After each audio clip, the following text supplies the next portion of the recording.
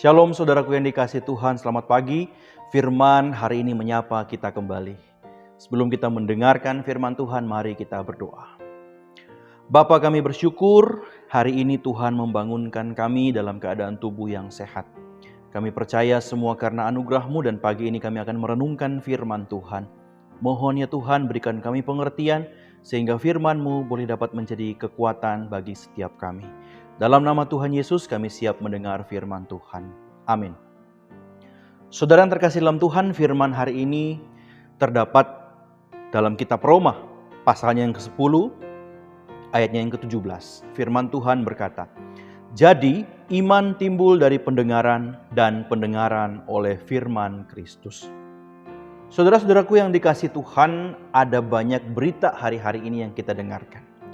Begitu banyak berita-berita yang datang dalam kehidupan kita dan kadang-kadang berita-berita yang kita dengarkan itu menimbulkan kecemasan. Berita-berita yang kita dengarkan menimbulkan kekhawatiran di dalam kehidupan kita. Ada kegentaran waktu kita mendengar berita-berita yang datang.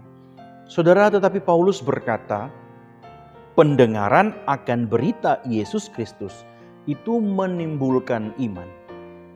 Saudara, secara tidak langsung sebenarnya Paulus ingin menyampaikan kepada kita bahwa berita tentang Kristus adalah suatu bekal kehidupan kekal.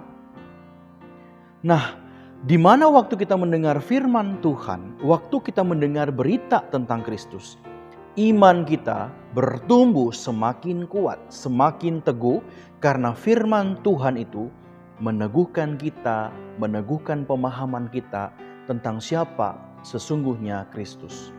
Saudara-saudara yang dikasihi Tuhan, kalau kita melihat dalam perikop di pasalnya yang ke-10 ini, ayat 17 dan sebelumnya, saudara, persoalan bangsa Israel adalah persoalan bangsa yang tegar tengkuk. Mereka mendengar firman Tuhan tetapi mereka mengabaikannya. Mereka mendengar dan tahu firman Tuhan tetapi mereka tidak melakukannya dalam kehidupan mereka. Nah saudara, bukankah persoalan bangsa Israel ini juga masih menjadi persoalan kita sebagai orang Kristen hari-hari ini? Saudara, Israel seharusnya memberikan kepada setiap kita satu pelajaran berharga bahwa sebagai bangsa pilihan Allah, ketika mereka mengabaikan firman Tuhan, Allah tidak suka dan menganggap itu sebagai kekejian di matanya. Dia menginginkan bahwa umatnya itu menyembah Tuhan, mendengarkan firman Tuhan, taat di dalam kehendak Tuhan. Itu adalah keinginan Allah di dalam kehidupan umatnya. Nah saudara yang terkasih dalam Tuhan, kita bersyukur bahwa Tuhan menyatakan firman-Nya kepada kita melalui Kristus, anaknya yang tunggal. Sehingga dengan itu, saudara, kita bisa mengenal siapa Allah. Kita bisa mengenal kebenaran yang sejati itu. Dewasa ini, Bapak Ibu Saudara, persoalan semakin kompleks di dalam kehidupan dunia kita. Dunia tidak pasti, Bapak Ibu Saudara. Tidak ada jaminan yang bisa kita dapatkan dari tawaran keindahan dunia hari-hari ini. Saudara, pengaruh kehidupan juga lebih membawa kepada pengaruh yang buruk, kepada pengaruh negatif daripada pengaruh-pengaruh yang baik. Daripada hal-hal yang membangun, tawaran dunia ini lebih banyak kepada hal-hal yang menghancurkan iman kita. Banyak hal yang mengkhawatirkan dan bisa meruntuhkan iman kita sebagai pengikut Kristus. Tetapi melalui firman Tuhan hari ini, Bapak Ibu Saudara, firman Tuhan mengingatkan kita bahwa marilah kita datang membangun iman di dalam Kristus melalui pendengaran kita akan berita firman Tuhan.